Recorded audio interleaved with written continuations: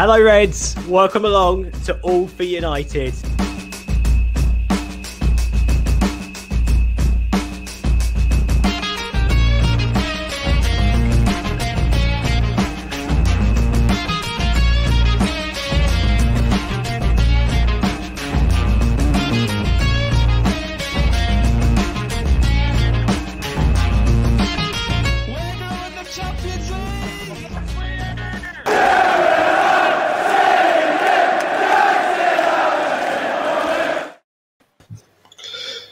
Good evening, Reds, and welcome to All for United.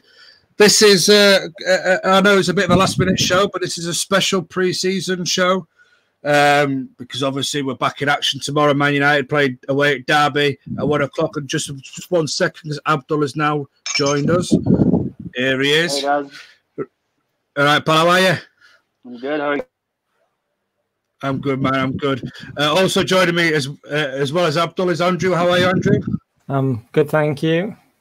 Good, good. Hammer, how are we, my friend? Doing all right, man. Happy to jump on.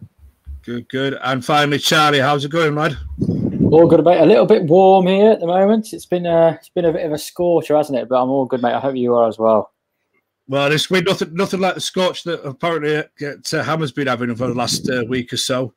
But that's a proper scorch over there.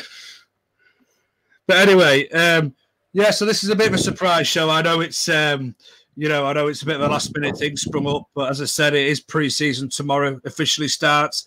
United playing Derby County. Me and Andrew are fortunate enough to get ourselves a couple of tickets, to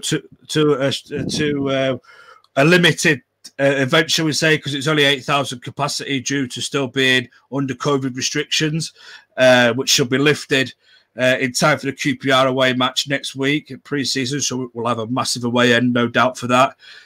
But Karthik's already in the comments. Yes, boss, he's the one that put this show on. His idea last minute, but top idea. We're all good. Thank you, Karthik. Red Lords, thank you in the comments already as well.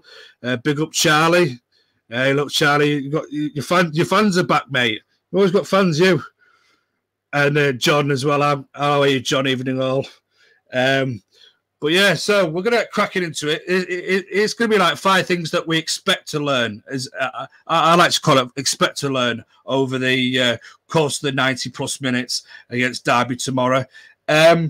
I've listed 5 little bullet points of my own, rough bullet points, but I'm sure the lads will give me what they think as well, other bullet points and what have you. So it might be more than any, don't call me that ever again, Benny. What boss man? Well, boss man number 2 then, boss man number 2. Anyway, so I listed 5 bullet points down here. And because of the nature of the game tomorrow, because all our big hitters that have been in the Euros and the Copa America are out, this is a big chance for our youth. So bullet point number 1, if you like, or point number 1 is youth, courage and success. The title that Manchester United likes to use, it's on the back, it's on the inside of the back of the collar, on the brand new home shirt. What does that mean to you, first of all, Andrew?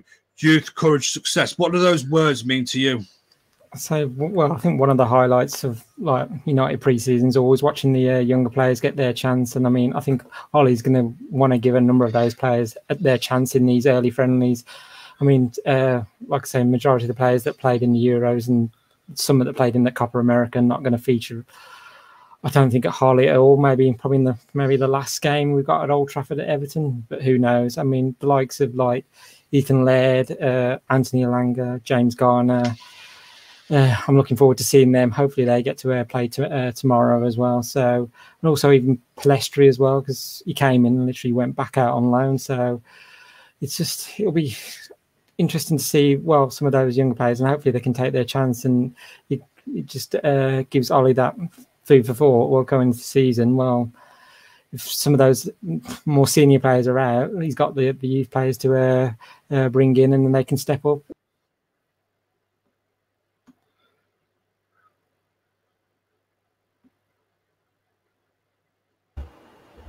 I'm not sure what happened to Andrew there.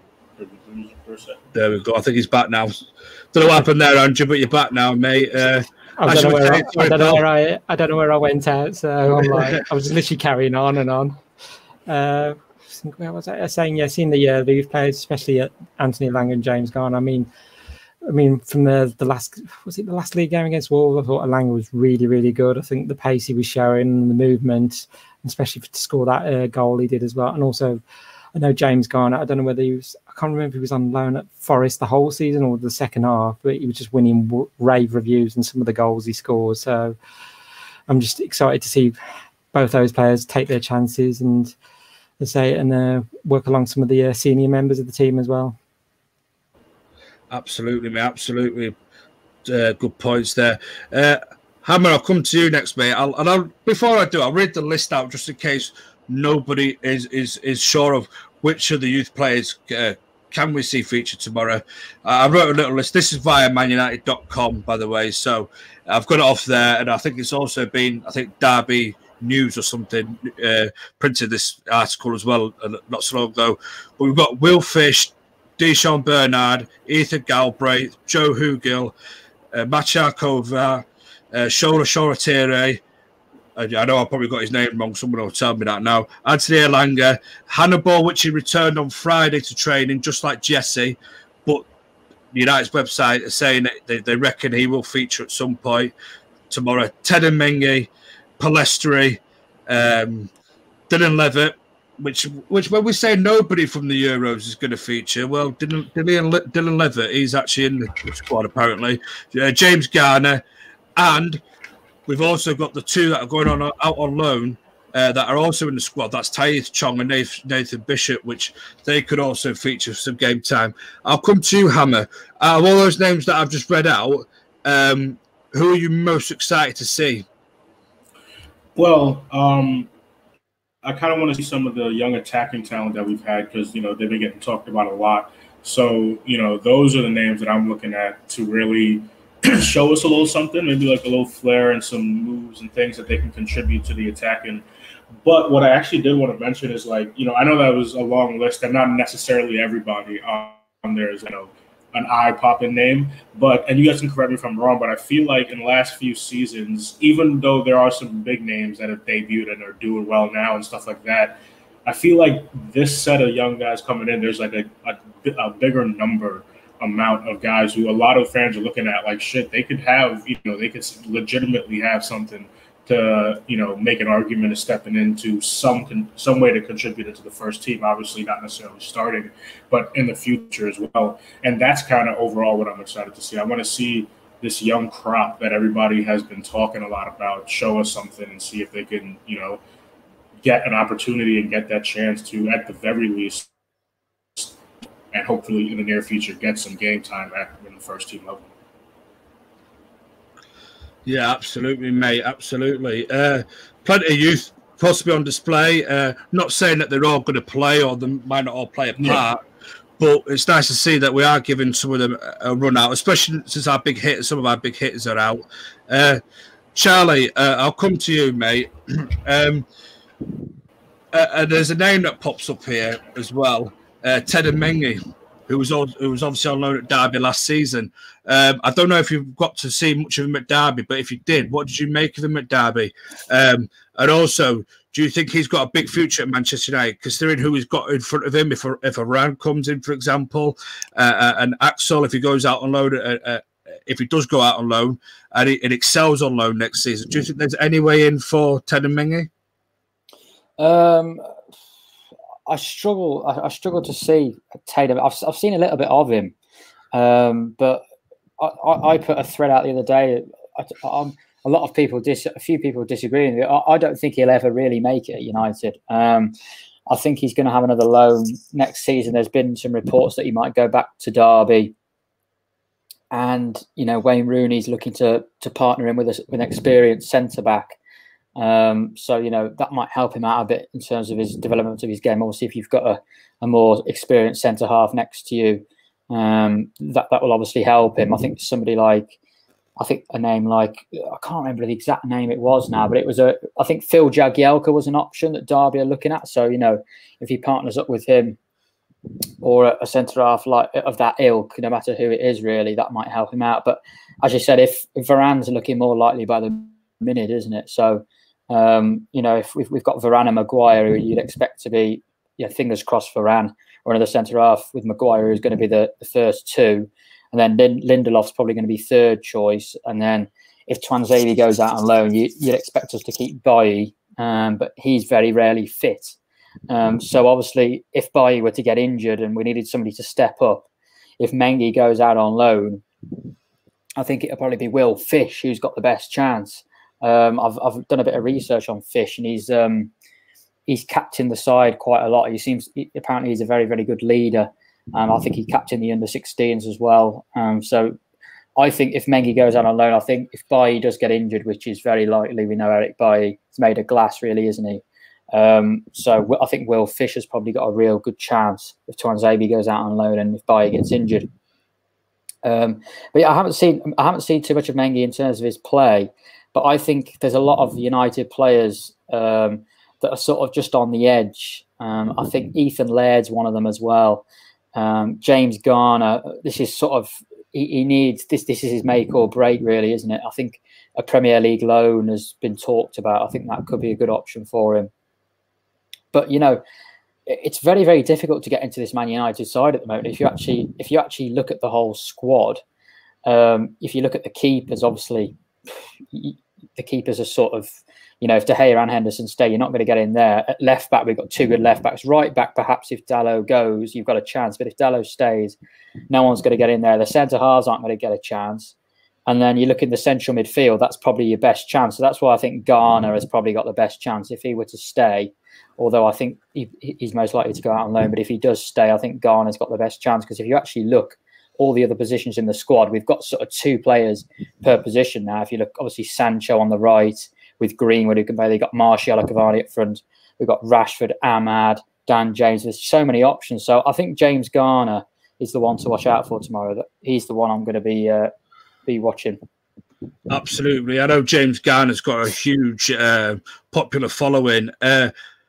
Abdul, my friend, on James Garner, he was fantastic on loan at Nottingham Forest last season. Maybe not so well at Watford, but I think it was down to a managerial.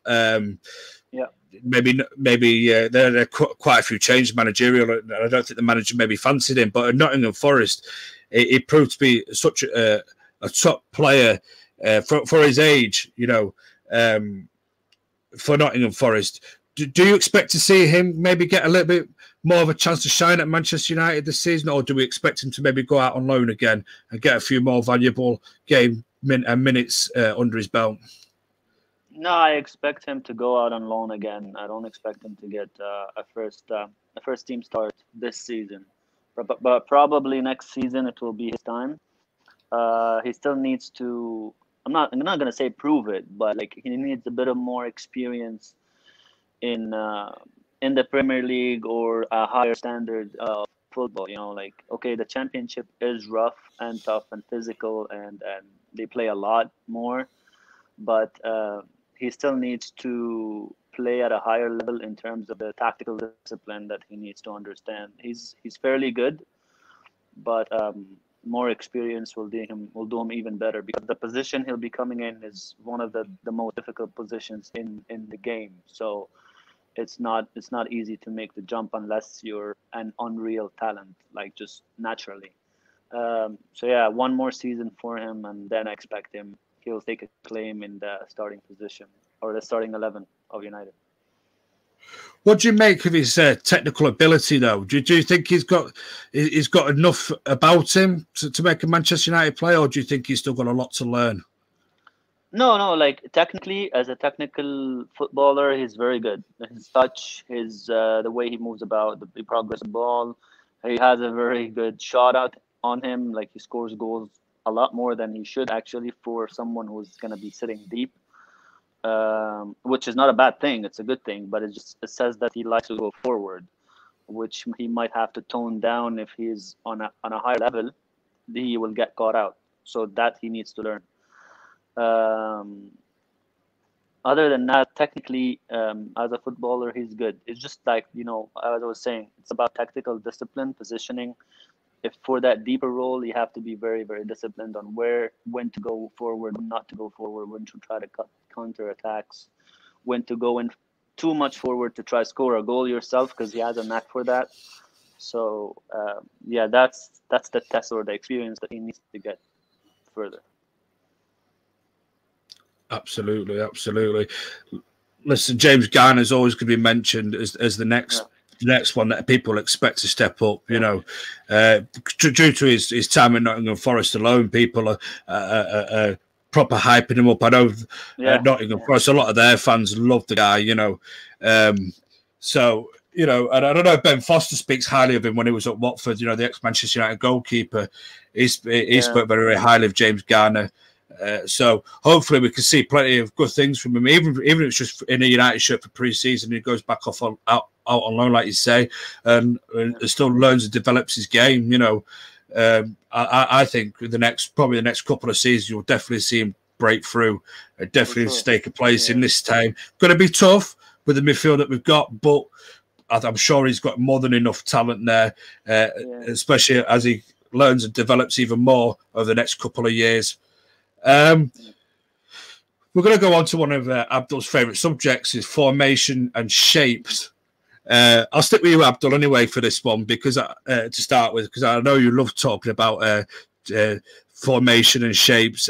There's been a lot of talk on social media and a lot of talk in the media that Ollie might go with a 4-3-3 next season. So dropping one of the double pivots, you know, in either Fred or McTominay. How do you feel about that? And do you think that's a step in the right direction? If it's a step in the right direction if we get a CDM first, but not a step in the right direction if we're going to continue as we are. Unfortunately, the squad we have right now won't allow us to play a 4-3-3 efficiently and effectively in all four phases of the game. So it might be better, like in the sense of, since we have Sancho, we have Pogba, we have Bruno, Rashford is going to come back, Martial, Cavani. It will be better in terms of your output. So goals, we probably score a lot more goals, but we'll be very, very open on the other end. Even if we have Varane and Maguire as the center back partnership, we will be very open. So we'll concede a lot too. If we don't have a CDM and if we don't change and Pogba and Bruno as well, they need to change a little bit how they function, because right now Bruno is given that free role, creativity, you know, spearheading all the creativity for the team. You know, he's the hub for creativity. Now that has to change a lot, because he'll be. If I'm pretty sure if we do play the 4-3-3, he will be on the right side of the pivots, the front two of the midfield. So he will have to change his role. He'll be helping a lot more in progression. He will be a little bit deeper. He will have to connect with his fullback and his winger. So his role completely changes. Other than that, Pogba as well has to. Well, Pogba generally plays that role anyway, so that's not bad. But Shaw will have to adapt a little bit. Instead of having just Rashford and himself on the wings, it will be Rashford and Pogba more. So Shaw might have to adjust a little bit. So, but all of that is good and well, and we can function with that very well in terms of going forward. But in terms of defensively as a team, we haven't been doing a good job since last season as a team. So without a CDM as well to put on top of that, you're going to be very, very open. So Ollie could have solutions for it that we don't know about. But with the current squad and the profiles that we have, it's not going to be the best idea. Like, especially, for example, when we played the 4-2-3-1, right? The 3 in the 4-2-3-1, the 3, they weren't very excellent at going back and covering space. So they were always leaving Fred and Scott with a lot of space to cover and a lot of space to try and break up play. And Fred and Scott, as much as stamina as they have, as much as they do running and all that stuff and tackling and, you know, all this. They can't cover that much of space. So not only is the CDM is going to be a problem, but also some of the profiles that we have, because they have to adapt a little bit and defend as a team, is going to be a problem. So it opens up a lot of issues defensively. That's all I'm trying to say. But with a CDM, with Pogba and Bruno adapting a little bit how they play, someone like Rashford and Greenwood, but Rashford and Greenwood improved in that aspect. They need to cover their space well when we're defending. We don't have the ball. All of that needs to be fixed. Defensively wise, is 4-3-3 is going to be a problem for us, but offensively, I mean, it's more exciting, I guess. Yeah, absolutely. I'll come to you, Andrew. What do you make of the 4-3-3 or the possible rumours of a 4-3-3 system going forward? Are you for that? Are you against that? Or do you like the double pivot of Frederick McTominay, for example, or even Abdul as well? For it to work, do we need a proper CDM if we was to go down the route of 4-3-3? I think sometimes during some games like last season, we lacked the creativity, and I think sometimes with the Fred pairing, and it'll probably please some fans that they're going to be broken up and it's only one holding midfielder. Sometimes McFred can be too cautious in games, and I mean it would favour having one holding midfielder, because it give the opportunity to Van der Beek or Paul Pogba to play in that creative midfield role alongside Bruno Fernandes and be just one man behind them. And it also gets the United creative players more on the pitch, onto the pitch, in theory, creating more chances. And it's also going to ease the burden on Fernandes, because felt like he took a lot on his shoulders there last season. And when he wasn't playing well, sometimes United couldn't play well as well. I mean, the question for Solskjaer is how the switch will impact on the balance of the team if he goes to that 4-3-3. There's obviously been a reason why last season he'd been using those two holding midfielders, but I think the key for the new system to work is a central defender, because if our back line is strong, it needs less protection from the midfield, which means we can can defend higher up on the pitch, and then once we retrieve the ball back, we can United can get on the front foot. I mean, obviously there's rumours and reports, and I saw a tweet earlier from was it Fabrizio Romano saying Rafael Varane's agreed personal terms, and he just got to wait. Now United have just got to agree the fee with Real Madrid, so it feels optimistic if we can get Varane in and partnering with Harry Maguire. It should make us and Solskjaer a bit more confident the defence is going to be more protected with that one holding midfielder in front. And also it unlocks the quality of Pogba and Van der Beek on a more regular basis, which, if it does work, the shift will be worth it, taking sometimes the team from being a bit cautious to one that's got creative outlets everywhere, so which should lead to more chances and goals. Absolutely, mate. Absolutely. Hammer, I'll come to you next, mate. On Van der Beek, though, if we do change to a 4-3-3, and we do play, do you expect that Donny Van der Beek will play a little bit more in that sort of system? Do you think that maybe favour him, and maybe that's where a system where we could get him in a little bit more than what we could have done last season?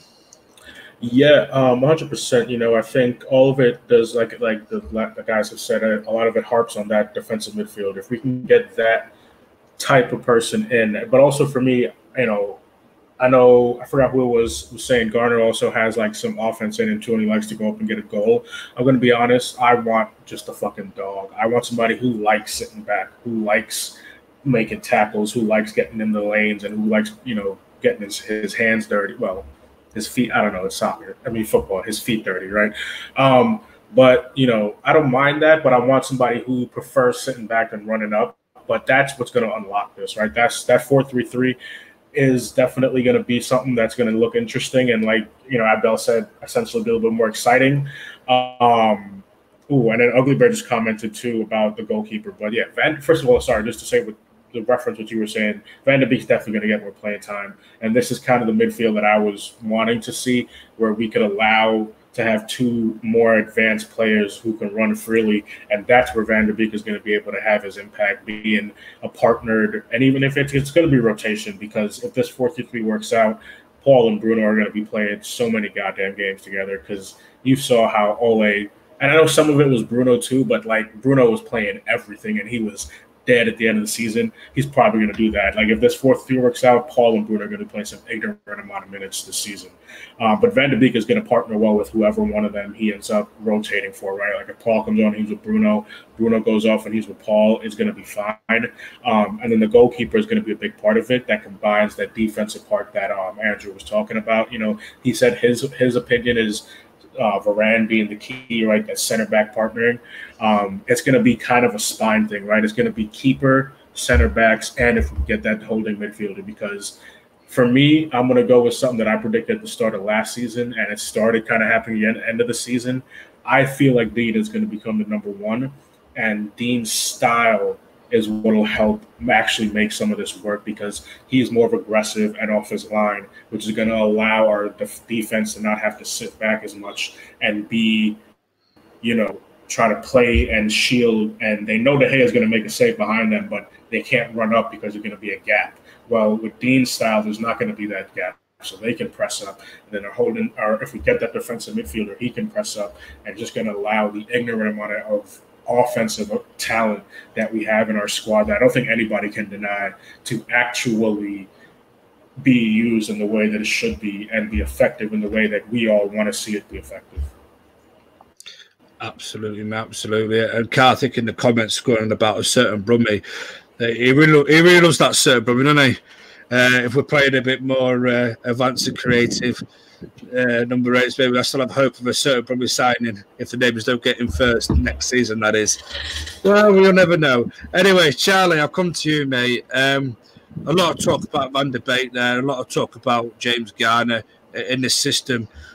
But could you, if we don't bring the CDM in and we was to try this 4-3-3, could you trust either Scott McTominay or Fred to be in that sort of system? Or, you know, how would you feel if it was like it was between one of them and, for example, a Pogba, maybe even Van de Beek, you know, in the team? But you obviously you're going to always have Bruno as well. So will it work though with McTominay or Fred on their own as a sort of a CDM in that sort of formation?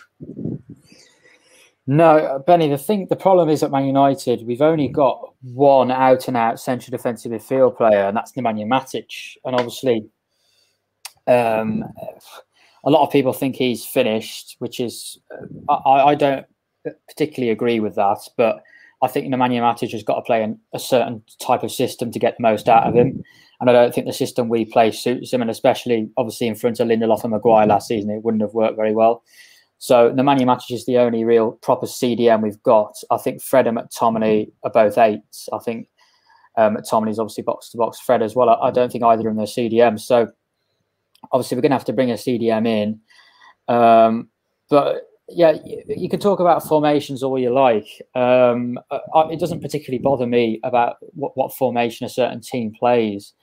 I think even if we start with a 4-3-3 at the start of next season, I think we could end up going back to a 4-2-3-1 in a few weeks if it doesn't work. You know, Ollie's interim period with Matic, Herrera and Pogba was obviously in a 4-3-3 was fantastic. The thing is with Paul Pogba, I think in a 4-3-3, the player, that CDM has got to be a player that can... we cannot have like a Declan Rice type. I don't think that will work. I think Pogba, Rice, and Fernandes would get. I think we need more of a biter in there, and more of an ankle biter, like a Calvin Phillips type player. I think we need a player like that who can also sit. But yeah, I mean, we're not even in the market for a CDM, are we? There's not that many links. I know. I've seen a lot of links linking us. You know, Man United still want 2 more players after Varane. And one of them is likely to be a right back and one of them a CDM. But there hasn't really been any sort of incredible links to a CDM. There's not been any close links. And, you know, we're talking, we've only got, just over, where are we now? The middle of July. We've got just over a month to go, have we? Until the end of the window. When we know how long it takes Man United. We haven't even had Sancho announced yet. And it's supposed to be 3 days ago or whatever it was. And Varane will probably take another 2 weeks to get over the line. So if we actually want a CDM, we're going to have to start. We're going to have to start getting going, because we know how long it takes the negotiators to get things sorted. Although it has improved, in all fairness, the usual nonsense, it's not so bad. But in terms of, I agree with what some of the lads have said. Defending as a team has got to improve, whether you've got a 4-3-3 or a 4-2-3-1. I think the wingers in particular have got to do more defensively. I think we've seen Wan-Bissaka getting caught out of the back post. I think that's something we're going to have to. I think Eric Ramsey coming in, obviously he's doing one-to-one coaching as well as set pieces, so that's definitely for him, something for him to look at. Wan-Bissaka's positional play at the back post, because against Leipzig we got turned over. Although it's not always the fullback's fault that he's on his own at the back post, it's also positional play. But I think in terms of the 4-3-3, I think you need a certain type of central defensive midfield player coming in. And I wouldn't be surprised if we didn't sign someone. I wouldn't be surprised if we didn't sign the sort of one we need. I think we'll obviously splash the cash for Sancho. It's going to be about 50 million for Varane, isn't it? So that's 120, around 125. I can't see us spending much more than 50. So it looks a bit tight for us. But yeah, if we want to play a 4-3-3, I think we need the right sort of player. It can't be sort of that sort of static player, as I mentioned, sort of with Rice. I think Declan Rice is fantastic at shielding the back four, but I think Rice and Pogba together with Fernandes I don't think that would work. I think simply you need more of a biter that's going to really get into things. I think Ndidi is more of that type of player.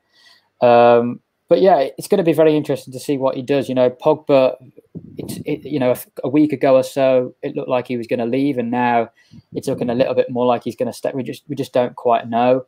Van der Beek, fantastic player, needs to be involved more, and Bruno as well.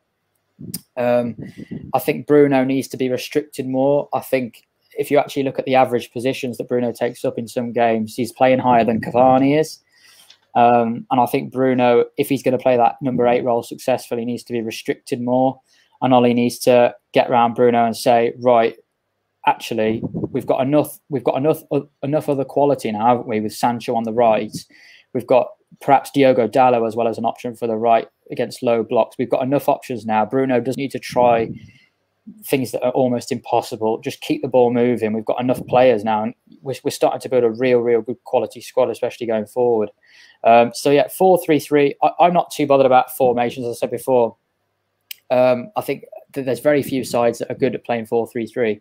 It's quite tough, so it's going to take a lot of time to getting used to. But it's going to be interesting to see what happens with McTominay and Fred. Because they're hardly going to get a game, are they? If we bring a CDM in, because you've got the CDM and you've got Pogba, Bruno, and Van der Beek to switch between the 8s. You might go with Fred or McTominay in a game against a bigger side, but I think it could spell the end for one of those. Not this season, but I think one of them. I think Fred will probably be shoved out if we get a CDM. Unfortunately, in my opinion, but that's what might happen. Absolutely. As before we move on, I think Hammer wants to say something about can we talk set pieces, Hammer? So I'm going to hand the floor over to you, pal.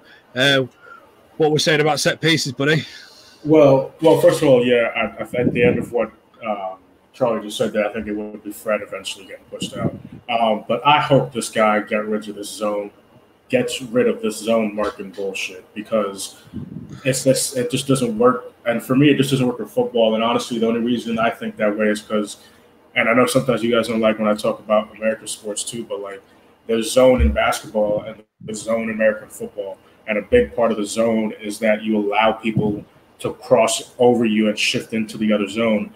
But in both of those sports, everything is already in motion and happening in front of you, so you can react and adjust. And for this, especially coming off of corners, which makes us all lose our minds when we can see it on corners, everybody's looking at the freaking ball. Not everybody, but most people are looking at the ball. So when somebody allows somebody to pass through their zone into somebody else's zone, they don't know that person is now in their zone until they make contact, and at that point it's too late. So I hope whoever this guy is gets rid of this zone marking stuff on the corners and the set pieces, and we change some stuff, because that's going to be another reason. Even if this stuff works in terms of the new players and the new formation, all that, we're going to end up losing points in bullshit ways on set pieces. Absolutely, mate. The zonal market, I've never really been a big fan of it myself, but I'm hoping that we can adapt a little bit better, especially if Iran comes in. We can maybe ditch it a little bit more, maybe go a bit more man for man. That won't change. It will always be zonal plus mix and man marking, because we do a mix of both. It's not only zonal. It won't change. It'll be the same. 100% confident on that, Abdul, yeah? Yeah. Because I mean, most of the teams right now, especially the ones that play in Europe, use a mixture of both zonal and man marking, not one or the other. And we do that too. It's just we don't do it effectively. We do it in a crap way. So that has to. It's just the execution of it has to improve a lot. But I don't think the idea of it will completely change. I don't think that would happen. Yeah, totally understand what you mean. We'll go to the next point I've got on my bullet points here is especially in the case of Jesse Lingard, Andreas Pereira, them two especially. Is this a sort of a last opportunity to maybe impress Ole Gunnar Solskjaer? Is it maybe a last opportunity that we possibly might even get him in a Manchester United shirt? Their futures may or may not lie elsewhere by the end of the transfer window. I'll come to you first, Andrew. What we're saying on Jesse Lingard and Andreas Pereira, do you think they'll be around for this season, or do you think maybe these are going to be the last couple of times we see him? It's a difficult one, especially with Jesse. I mean, he's a local lad. He's been with the club since an early age, and you wanted him to succeed, but I know he's only got a year left on his contract. I know there's rumours that West Ham do want him, but they're not willing to pay what we're asking for him, given the excellent form he had underneath him. But I think the way he was playing the second half of the season for West Ham is like gives me some hope we can sort of use him next season, especially because I know, like with Martial, he was sort of out of form last season. Whether hopefully he can get back into some form, but if he didn't, it just gives us that other option. But I know Jesse, I think when he was playing for West Ham, he said, "Oh, I just want to be playing first team football. I just want regular football." And he's now at an age, I think, is he 28, 29 now? So he wants to be playing as regularly as he can and just experiencing more matches. So it's a difficult one with him, but I'd want him to stay because I think he can still be a squad player. So, but I know he wants more than that. With Andreas Pereira, I didn't see much of his because he was on loan at Lazio last season. I didn't see much of him how well he did, but I just don't. It'll be interesting to see if Ollie's going to integrate him or not into the plans, or whether he sends him back on loan. I don't know how long his contract is still with us, whether it's just worth selling him on, whether we can get enough money for him and then put that towards another transfer this summer. I don't know. So it's a difficult one. Just with Lingard, I'd say I'd want to keep him around, but Pereira, I'd say we can let him go. Pereira, he doesn't seem to be a popular guy, Pereira, does he? Jesse just doesn't seem to have done enough. Pereira's like he's had chances, and I'm like, we want to see more, and we've just not quite seen it, and it's just difficult one. Hammer, I'll come to you next. On the point of Jesse and Andreas Pereira, have either of them, especially Jesse's loan move to West Ham, as either of them, while they've been on loan last season, done enough to impress you to get back into this Manchester United squad, or to at least have a long-term role in the future? No, and it's not necessarily, I think I'm not as emotional as some fans are in terms of this type of thing. It's not hard for me to see players move on from this. And I understand with Jesse, he has scored some nice goals, and he scored in big games a few times when he was really, when he had that upswing and we thought he was going to turn into something.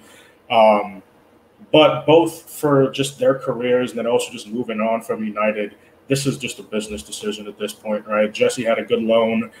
We could probably get some decent money for him now. He's not going to get consistent playing time, especially if we go to something like a 4-3-3. He's at the most going to be fourth behind Bruno, Paul, and Donnie, and then Scott might even jump in front of him. So it's going to be him or Fred.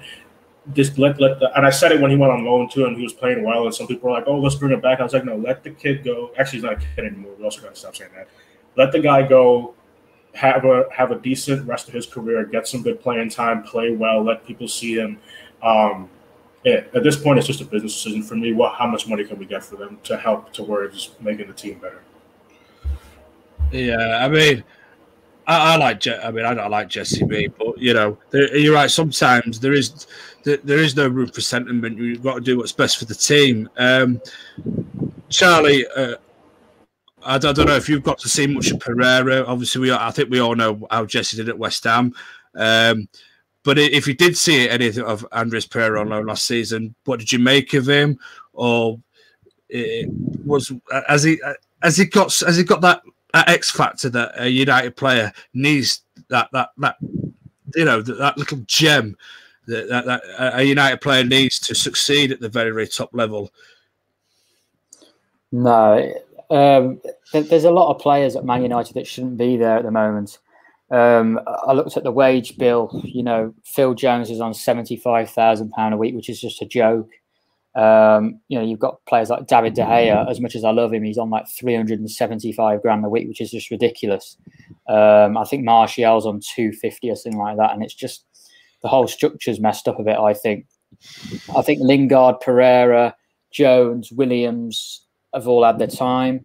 Brandon Williams, he always gives everything. He's got a lot of passion in, a bit like McTominay. In terms of ability, I don't think he'll ever really start for Man United in a title-winning side. I know McTominay's got into the first team, of course, this season, but I think that Brandon Williams is not going to be good enough. And I just think, for the sake of their careers, just let them move on. It looks like he's going to be going on loan, doesn't it, to Southampton? Hopefully, we can have a loan with an option to buy clause or something. So, if he has a good loan there, Southampton can buy him for 10 million or 15 million or something. But yeah, Lingard, I think he blew us all away, didn't he? I think with his West Ham spell. I was at the final at Wembley when he scored the winner against Crystal Palace in the FA Cup. Incredible. Southampton in the League Cup final, he turned up and scored when we won with Jose at Southampton. He's turned up in big games for Man United, but Jesse Lingard isn't good enough in the Man United team to win it. If we're on about winning a title, winning a Champions League, whatever it might be, which is obviously the aim next season, the season after, whenever, hopefully as soon as possible, Jesse Lingard, Pereira, Williams, Jones are obviously just not good enough. And, you can talk about backup all you want, but I think we've got enough now. I think if you look at the centre half, if we bring Varane in, there's no need for Phil Jones. In terms of fullbacks, I think Diogo Dalot is a better player than Brandon Williams is. And then you look at, the centre attacking midfield position. We've got Van der Beek, we've got Bruno, we've got some talents coming through that you could say are even, I'm not saying better than Pereira, but I actually think they will become better than Andreas Pereira at his age, like Medjbri. I think it's time up for a lot of players. I think those four in particular, obviously there's a comment there, Dan James as well is an interesting one. I would keep Dan James this season, or I'd loan him. I wouldn't sell him now. I would keep him or loan him. I just think he's a useful tool in certain games. But yeah, the thing is, Benny, a lot of players I don't think are good enough. And obviously we can't sell everybody at the same time. And Ollie has done a good job in terms of getting rid of the players he doesn't like. He's done a good job of that. I think Matic and Mata, so I think a lot of people were critical of Mata extending his contract. Me included, I don't think he'll play much, but I think Matic and Mata, when we bring in a CDM, I think you'll see maybe Garner not this season, coming in the next season after, maybe Garner taking Matic's place in the squad. And obviously Mata will probably go. I think a lot of these players they're sort of, I think their Man United careers are over, really, unfortunately for them. I don't think they're good enough. Yeah, fair play, mate. You know, everyone's entitled to their opinion, and very, very good points put across there, Charlie, mate. Finally, Abdul, I'll come to you, pal, on Pereira and on Jesse Lingard. Have either impressed you while they've been out on loan, or are you with the guys that it's now time to move them on? I wouldn't say impressed. I say I expected the way it turned out for both of them, I guess. So Pereira, he couldn't really make it at Lazio. He couldn't really make any impact whatsoever. He remained on the bench for most of their games, came just a few times. And Lingard, West Ham was a perfect team for him to go on loan for. Like, they needed someone in the middle to create some stuff for them and run into space, because they play without the ball a lot of the times. And if you remember, when Lingard played well for us, he played well for us in the games where we didn't have the ball as well. The game where Lingard seemed like he's lost and he's just an extra man on the field are the games where we didn't know how to, break down a block when people are defending against us. So it was no wonder that Lingard had the boost that he had at West Ham. Maybe not to the extent that he had it, but I expected him to have a couple of assists, maybe 1 or 2 goals, 3 goals. Maybe exceeded that a little bit. But like the guys were just saying, for their own careers, we have to just let them go. Like, because unfortunately, neither of them are going to even be second choice, let alone third or fourth. So for their own career, if they want to play, if they want to continue playing, they have to move on from Manchester United, because they're not going to get it at Manchester United, especially with the caliber of players that Oli is bringing in. Like, before Oli, the team was that bad that Lingard and Pereira had very real shouts to be in the starting 11 of Manchester United. But now you have Pogba, you have Bruno, you have Van de Beek. We're linked to Camavinga, and a sensational player, young player. And we're looking at other bigger options. So even Scott and Fred, they're not guaranteed anymore as starting 11. So yeah, for their own careers, they have to move on. Like, they definitely have to move on. For them, like, even more than if you take, as a fan of Manchester United, if you take that out and look at them as people, for their careers, they have to just move on. Absolutely, mate. Absolutely, and that probably is the right time for them to move on, get themselves regularly first team football, and enjoy the game again. And I think Jesse benefited it from West Ham, as you said. Though West Ham seemed to suit him down to the ground, and I've never seen Jesse Lingard so happy playing football for a long, long time. He needs space. And he got a lot of that at West Ham. And he can just run with the ball and just play the final pass. That's all he needs. Absolutely, absolutely. I better mention the senior players involved in the squad.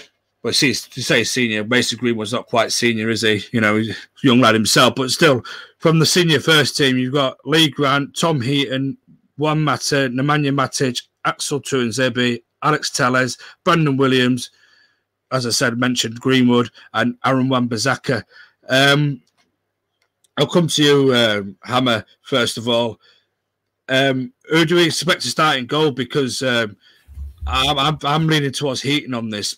I maybe see a half each for Heaton and Grant, but we've also, let's not forget, got the 2 other goalkeepers in there, Nathan Bishop, who is going to go out on loan, who could get some game time, and Machio Kovar as well from U23. So what do you see for the goalkeeper situation tomorrow against Derby? Do you think he's going to go for the 2 more experienced keepers, or do you think he might give a half to one of the lesser experienced goalkeepers?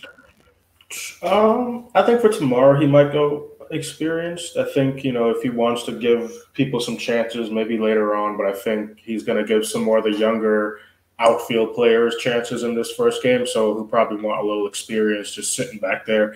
And no, I think it's going to be Heaton, like you said. I think from what we saw, Lee Grant's contributions last season at a certain point, I don't think he's going to be starting in this one. I think it'll be Heaton. But yeah, I think maybe in one of the, how many preseason games do we have again? I'm just quite a few. There's 1, 2, 3. I think it's 5 in total. 5, yeah. 5 yeah, total. Probably one of the other ones, some of those young guys, like you said, from the under 23, and then Bishop, who's probably going on loan anyways, will get, a little bit of time.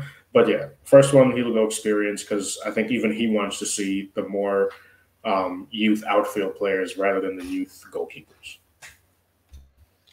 Absolutely. I think it's nailed on. Tom Heaton one half, Lee Grant the other half. That's the way I think it's going to pan out.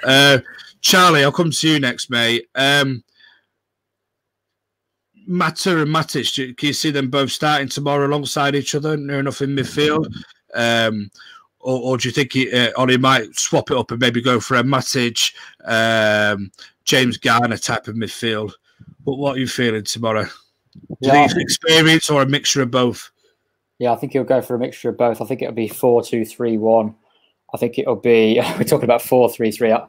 I don't think he'll implement that for this game. Obviously, the Manchester Evening News have put out a predicted squad, haven't they? A predicted lineup.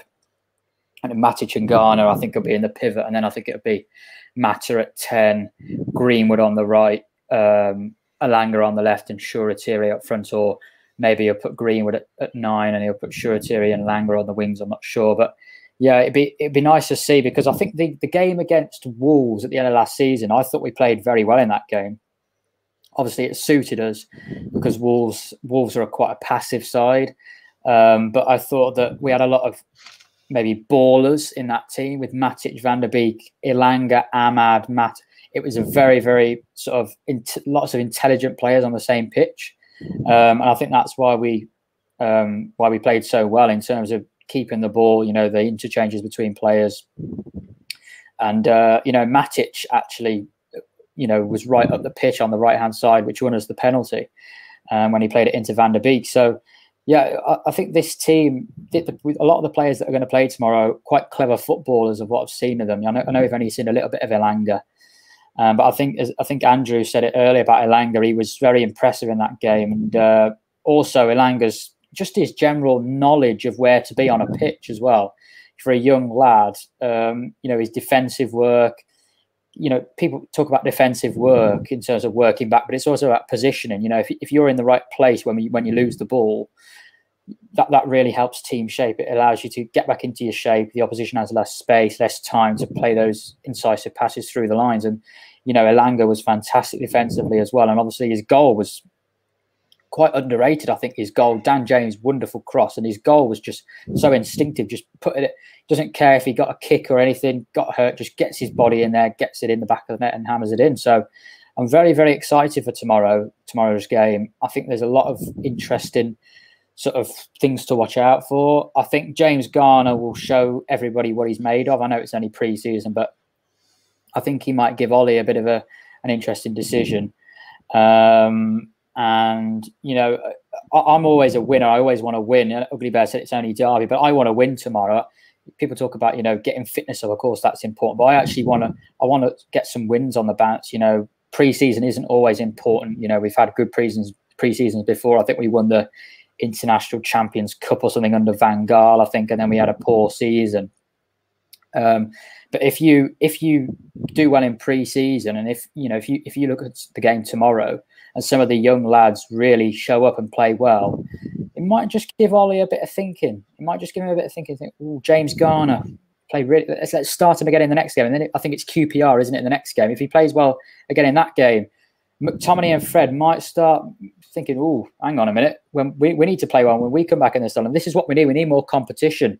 And, I think Alex Telles is going to start tomorrow, and he's got a big job on his hands, Alex Telles. I think even if he scored some wonder goals and put a 10 out of 10 performances, I don't think you're going to budge Luke Shaw out the side the way he's playing. But this is what Ollie's, I think, starting to create. There's starting to be more competition in this side now, bringing in new signings. And I don't think many of these players can rest easy, particularly Rashford. Martial's got a huge chance, I think, at the start of the season. He has got to prove everybody wrong, and I think he will. And it'll give Ollie a bit of thinking to do if Rashford comes back fit. We want to be in the situation where Ollie cannot drop these players that are coming in. We need real competition, and I think that's what Luke Shaw and Telles, the signing of Telles, has really brought us. So tomorrow, talk about fantastic, get players up to scratch, no injuries, no silly challenges, don't get injured, play the game as you normally would, but just take it easy, get your fitness up to scratch, but also let's win the game. And I want some of these players to show who they actually are. It's a great chance for these young lads tomorrow. Absolutely, mate. Andrew, I'll come to you next, mate. Another young lad that's on everybody's lips is a guy called Hannibal Mejbri. Now, people who haven't seen this Pride play, he's got fuzzy hair, a bit like Fellaini, but only better. And he's an absolute baller down the 23 level, and there's been a baller at under 19 level, under 21 level, and all that lot. You know, he's an absolute baller coming through, and a lot of people are putting him in the same bracket as James Garner to be one of the next ones to break through. Are you excited to maybe see Hannibal play to get some minutes tomorrow? I even though he came back Friday training, like with Jesse Lingard, but by the sounds of it, they're all in contention to get some game time. Would you be excited to see him, or has somebody else caught your eye? So I'd be excited to see Hannibal. I mean, I know he did play in the last league game against Wolves, and I think he only had about 20 minutes or so, but from what I saw of him, his hold-up play and trying to get United forward. So he's one of the players I'm looking forward to see, as I said earlier on, like James Garner and Anthony Elanga. I mean, for the game tomorrow, I see United could make 4 changes like at half-time, so there might be 2 different 11s for the first half and second half, which will mean a high number of players are going to get their chance to show what they can do, and all of these players tomorrow will be desperate to show what they can do to boost their own prospects, whether they want to get into breakthrough into the first team, or some of them who are going to be moved on will want to boost their own chances and for other clubs to be interested in them. Let's say so those are probably the 3 key players, well, young players I'm looking forward to seeing. Just to mention on your point earlier about the goalkeeper, I think it's likely Tom Heaton will be the starting goalkeeper. I mean, I know he's only been signed as a backup, and obviously there's not the buzz there like there is with the arrival of Jadon Sancho, but it's always good to see new players come into the team as well. I'm sure he'll get his 45 minutes and he'll be keen to represent the club he left 11 years ago. I mean, he's been training for the last 2 weeks, and so he should be ready. So obviously for Heaton, the first team chances are not going to come very frequently next season, and so he'll just be keen to make the most of his chances in the pre-season. But it's a hard, well, for tomorrow's game, it's hard to know what to expect because it's going to be wholesale changes for the game. Whilst I say the result, you could say, well, obviously we wanted to get the win, but you could say the result isn't important. It's just seeing those players get some game time and building their fitness and confidence going into the season ahead. Absolutely. And for the second 45, can you see Lee Grant going in goal, or do you think one of the youngsters is going to get a chance? I'd give it to one of the youngsters just to give him the chance to be on the field. I mean, Lee Grant, I know he's been with us now 2 years now, I think. But I know he's doing his coaching badges as well, so I know he's doing stuff behind the scenes as well. But I'll give it to one of the younger goalkeepers because obviously they might not break through, well, like not to break into the first team, so it gives them a chance to impress potentially another club that could take them on loan as well. Absolutely. And let's not forget Dean Henderson's also back in training this week as well, but I don't think he's ready to be part of the squad just yet. Make sure we're not rushing him back too soon. Abdullah, I'll come to you, mate. Palestri is another one that is getting Reds talking.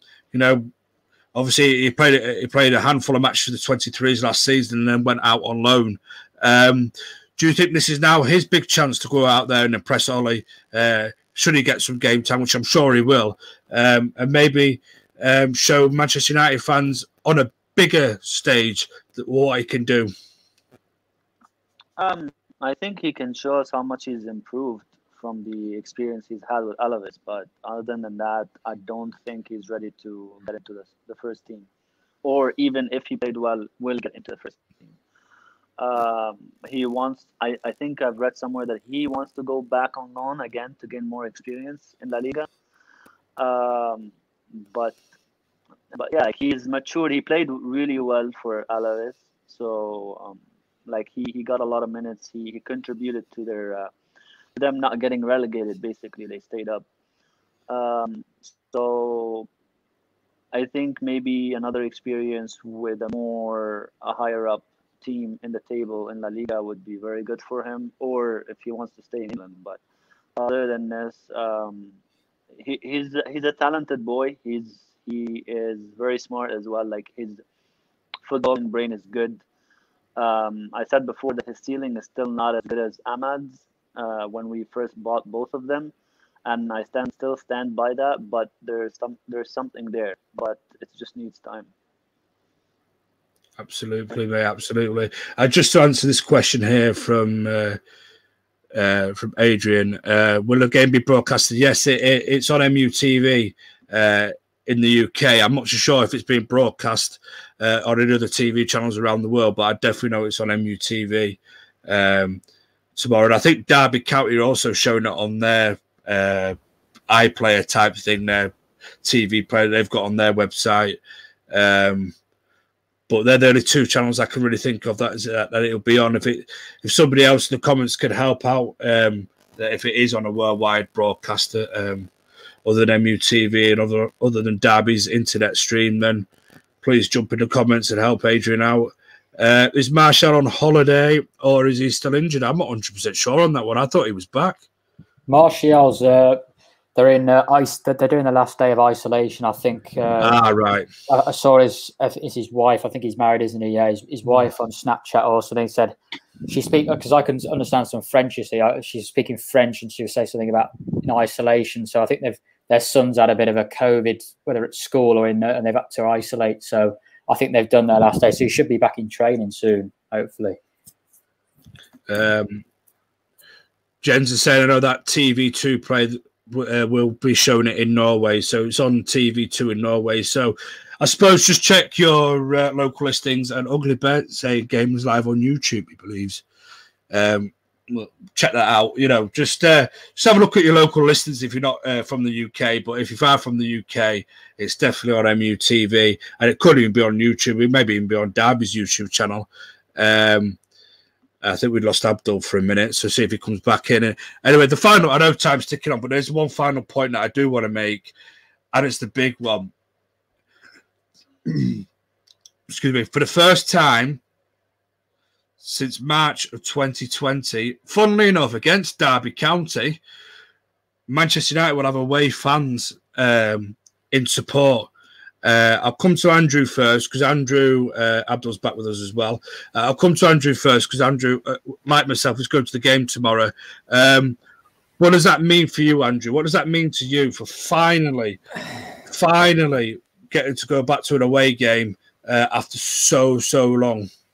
It's going to be so good to see United players in action. I mean, especially after the way last season ended with the disappointment in the Europa League. I mean, it's a chance for a fresh start ahead of another long season, which will hopefully end in a better way, and we hopefully win a trophy or a few trophies. But it'll also be good to see Ollie with a smile back on his face. I mean, obviously, we've been watching the Euros and watching some of our players in the Euros as well, and obviously England as well, and saying obviously the way that the disappointment in the final, especially for our players, but I just feel like it does not compare to watching United. I mean, you could be watching an understrength United team, and United fans will be more animated about that than probably an international match. So I'd say it's going to be good to be back inside our ground cheering on the boys, and hopefully they can bring home the win tomorrow as well. What mate, and hopefully it'll be a good entertaining game for us to watch. I'll come to you next, Hammer. What as somebody that watches games on TV, because unfortunately you can't make it to Derby because we're living in the States, does it make the experience a lot better watching football with fans as opposed to without fans, where it can be with all that fake fan? I don't know if you get it in America with all that fake fan noise and stuff. Does it improve your viewing experience? Yeah, to an extent, right? So honestly, also I'm a little bit jealous. You guys don't even know how bad I want to make it to a United game eventually.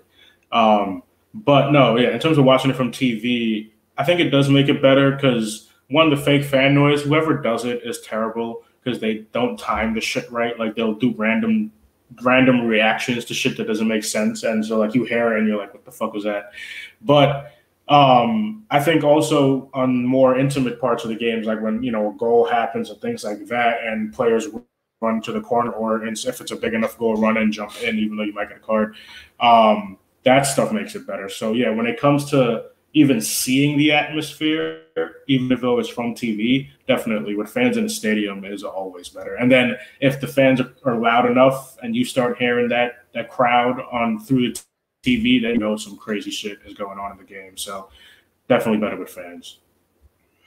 Absolutely, mate. Absolutely. I can't stand that fake crowd noise. Honestly, it drives me insane. Charlie, I'll come to you next, mate. This should be a huge boost. I know it's only about 8,000 tomorrow. Obviously, the majority is all going to be Derby County. I don't know, as me and Andrew were saying backstage, how much in total our away section is, because it will be spread out due to the COVID rules still. But do you expect that to be a bit alien?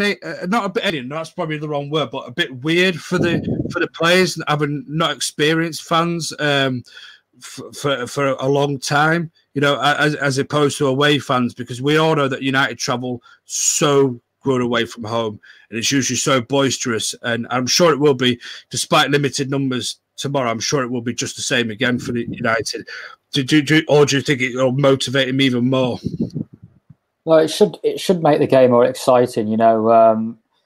Fans without fans in the ground, football is nothing without the fans. Really, it can get very, very tedious at times. And what Man United are going to have to deal with is, we've got this away unbeaten record, but obviously next season, hopefully everything with the COVID goes to plan with the relaxation of the restrictions. We're going to have to play with, when we're away from home, we're going to have to play in a full stadium with home supporters in it.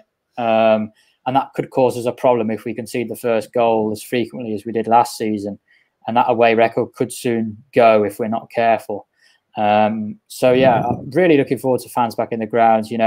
8,000 is better than nothing, but the real game I'm looking forward to is hopefully the Man United Everton game on the 7th of August, which I'm going to at Old Trafford, and I think that'll be. I think there's going to be a lot more fans in there. I think away. I've done some away games for United, and it's just, you feel like you're in the majority at times. It's fantastic, it really is. But I think just getting back into Old Trafford, I think that really is incredible. If we can get 75,000 fans back in there in August, the Leeds game just could be incredible. Hopefully everything goes to plan. But yeah, these are professional footballers. If you can't deal with supporters on your back booing you shouldn't be on the pitch. You've got to be able to deal with it. It should motivate these players. So very much looking forward to it. And yeah, as I said, let's win the game. You forget about doing this, doing that. Let's actually win this football match. You've got to start getting in the habit of winning football matches. That's what you've got to do as pre-season starts. And you can say all you like about they're getting up to scratch and everything, but we can't have that excuse at the start of this season. We've got these games. That's what these games are for. But if you can develop a winning mentality as you're getting up to scratch, getting up to fitness as well, you're really, it's a fantastic start to your season. And as I said, these young lads give something for Ole Gunnar Solskjaer to think about.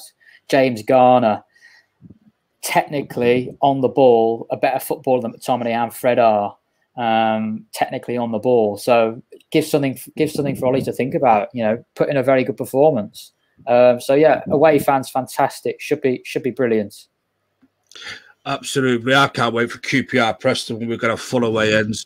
No segregate. Well, no separation or anything. And I think you're right. I think Old Trafford, they are looking maybe nearing a full capacity for the Everton game, because I know that, and for the Brentford game, in fact, because I know they're now put away tickets on sale for Brentford and Everton fans to come along as well, whereas before it was just crazy Manchester United fans. So it's all good to see. It's all good to see. Karthik, I will definitely tell him what's on at 10 o'clock tomorrow, mate. I'm coming to that right after I've gone to Abdul to get his say on fans being back into stadiums finally. What do you make of that, pal? Well, I think it's good for the team that's playing at home, that's for sure, because we've seen that the percentages of teams winning at home has dropped significantly after the fans stopped going to matches. That's across Europe, just not just Manchester United. So you know how we say that the fans are the 12th man. So that was proven right in the last year and a half or so. But other than that, for me at least, from the tactical point of view, I love not having the fans because I could hear what the players are saying and the coaches are saying. So you get to know more about them and more about how they are. Especially someone like Maguire when he was getting accused not being a leader, Lindelof, you know, people who speaks on the team, you know, when there's no noise from the fans. But definitely, like, the fans give an experience that can't be replaced, you know.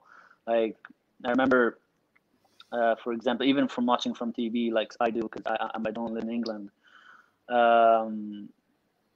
Like, for example, the derby matches, like, you get off of the fans' hype when a goal goes in, when something happens that big in a derby match, for example. So you feel it too, you know. It really goes through the TV, you know, the fans' emotions.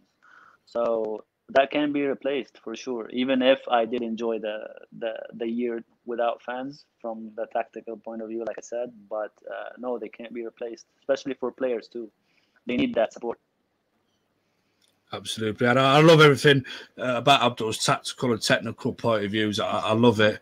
That's what I love about that guy. He loves his technical and tactical analysis of the game. Right. I will get on to this point because Karthik is basically telling me, and I wasn't going to leave without mentioning it anyway, Karthik, you know me. But tomorrow, All for United at 10 o'clock on this very channel, Uncut is back, which is now the new flagship show. So that'll be the new flagship show of the channel. Unfortunately, Wall and Reds is no more, but All for United Uncut is the new flagship show, hosted by yours, well, not yours truly, but yours, you know, hosted by Mr. Karthik there. You know, I was going to say yours truly, but it's not hosted by me at all. I was going to try and steal some of his thunder, but it didn't quite work. But yeah, I shall be on it. And I think there's going to be, pretty sure Mark said he'll be on it. We'll see a lot of the regular hosts that'll be on it tomorrow, hopefully. Maybe a couple of familiar faces from the contributors as well.